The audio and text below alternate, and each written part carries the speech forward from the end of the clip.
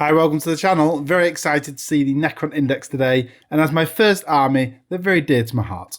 In this video, I'm going to call out the index's biggest winners and losers, and jump straight in.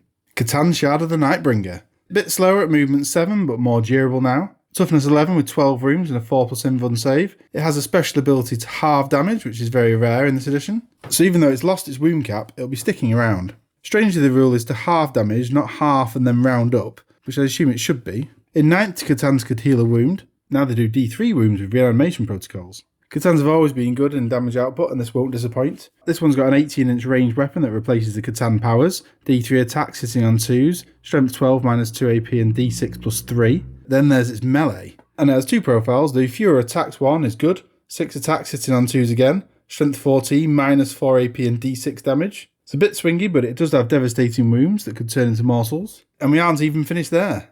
Should you get close to this Catan, then every unit within 6 at the end of your fight phase must roll a D6 per model, and on a 4+ receive D3 morsel wounds. This is massive, happening twice a turn. You could wipe out squads quite easily, and I'm expecting these morsels to spill over. The Resurrection Orb. This isn't a unit but war gear, but it's actually great. Previously it was once per battle ability to return models. Now reanimation protocols trigger on your opponent's command phase as well as your own for the unit with the orb. So that's D3 return wounds per command phase. CANOPTEK Reanimator. Never really played much in 9th, and now it's got good. Toughness 6 with 6 wounds, 3+ save and a 4+ feel no pain. For any unit within 12 inches, reanimation protocols return an additional D3 wounds. You're going to see loads of these now. So imagine a unit with a Resurrection Orb and one of these nearby. In one battle round, you can return 4 D3 wounds. That's scary. There aren't any rules to stop you having 3 of these, and each buffs an extra D3 wounds. Now that sounds a bit broken. The CHRONOMANCER. This is another buffing character and can importantly be one of multiple characters attached to a unit. There are a few good crypteks, and I've picked this one out as it gives the unit a -1 to hit, that's ranged and melee. Also it gives the unit move, shoot, move, which is really powerful. So take a 5-inch move after shooting and either get back into cover or move forwards perhaps onto an objective. Or just use it to move a blob of warriors forward. I never thought I'd see Necrons with Eldar trickery. ORIKAN the Diviner.